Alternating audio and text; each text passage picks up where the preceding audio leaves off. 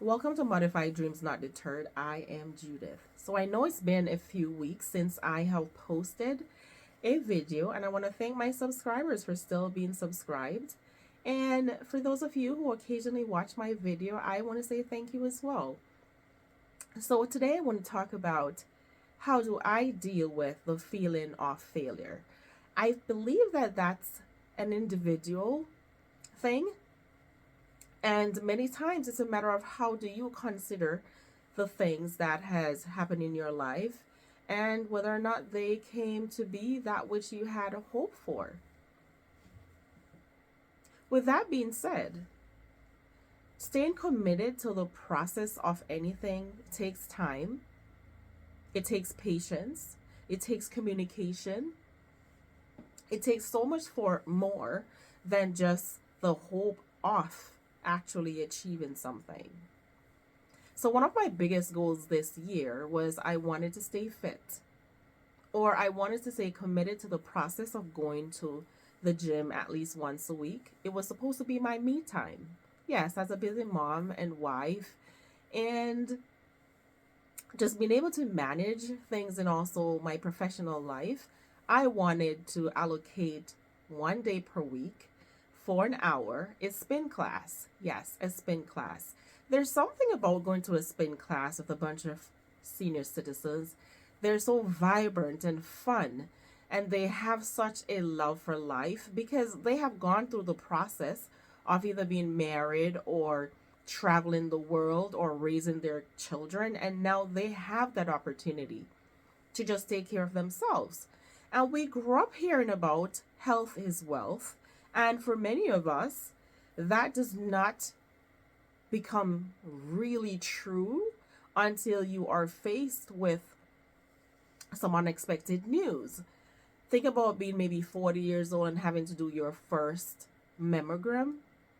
It's like, well, it's uncomfortable, but once you have done that mammogram and you're waiting for the results, it may be an anticipation of wondering, I wonder what that result would be. And then maybe you get a great news, maybe you get a concerning news, but then you start think about, am I eating the correct food that I need to eat? Am I nourishing my body the way that will result in a long, healthy life? And so, as I try to commit to that 1 hour a week to go to the gym, I'm pretty active otherwise, or at least so I told myself, right? I tend to take the stairs instead of the elevator.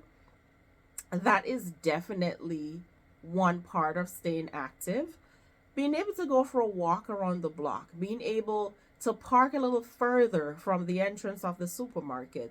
Those are all small ways in which you can get some activity into your life.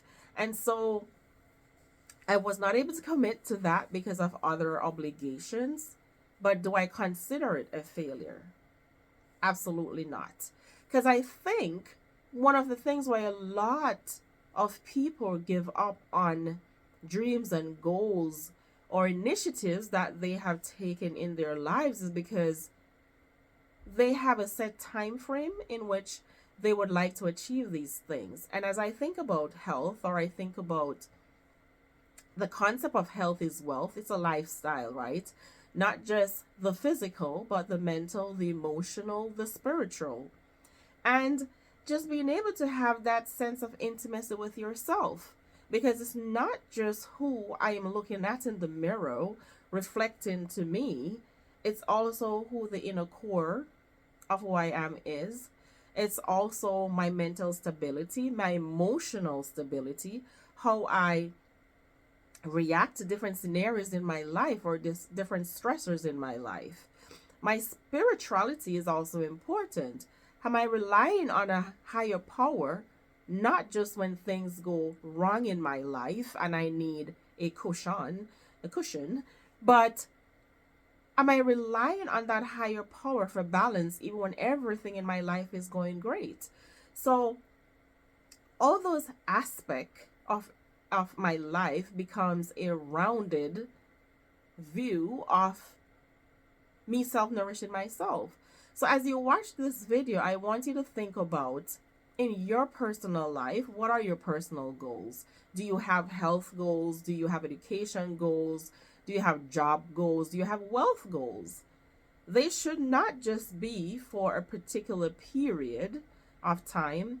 Instead, they should be a lifetime, because each goal that is created for a period in your life, whatever you have learned through that process, where if you're thinking about commitment, if you're thinking about balance, then those things that you're learning in that particular period can be taken into another period.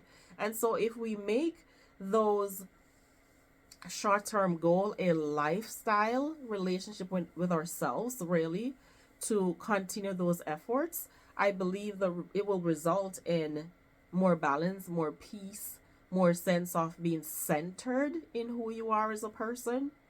So yes, you might have set a goal for this year to be the year you go from a certain size to a lower size, and you have not hit that mark, or maybe you have taken a pause. It's okay to regroup. Start with maybe 5 minutes a day.